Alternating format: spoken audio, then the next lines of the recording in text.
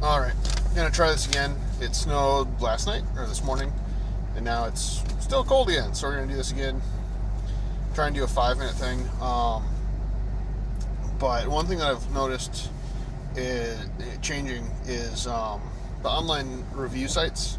So like Yelp, Google, Facebook, things like that. And a lot of fewer people are listening to them.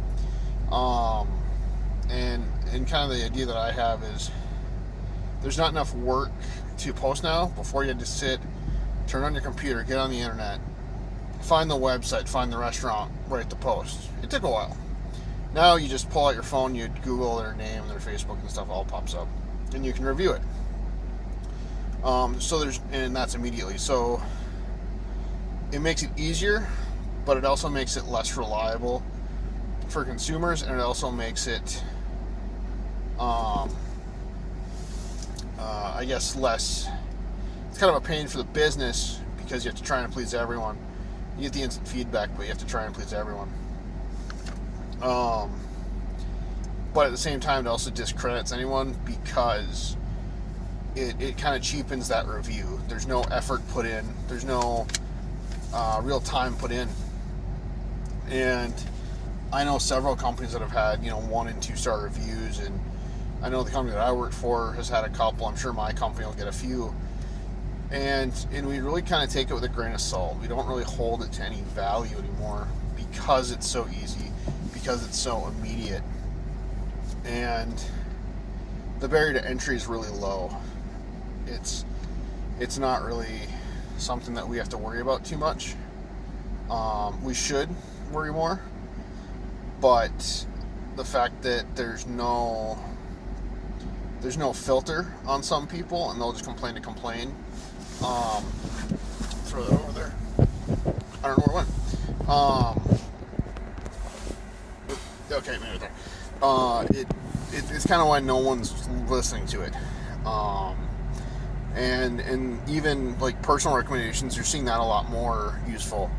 Whereas an online one, you might use it as a general assumption, but I'll still always check it out because sometimes people are just in a bad mood. People just don't want to work, or and sometimes you get bad workers, sometimes you have bad nights. But at the end of the day, it really comes down to the customers, and sometimes you just get shit customers, and I mean shit customers. I know I've dealt with them. I'm sure every business has dealt with them, and the bigger the business, the more you're going to have, but relatively small percentages overall. And so that's kind of my thought behind it. The other thing is, some people you have to go through them. There's a company right now that my company has to deal with and customers have dealt with, and they've been missing ship dates, and the company just doesn't care. And so we have to sit and deal with it even though we're not that company, and we're forced to carry their product. So that, in that regard, I have no idea what to do. But as far as why, let's say your favorite restaurant has a 1 star review or really low below, you think that's why some will be higher.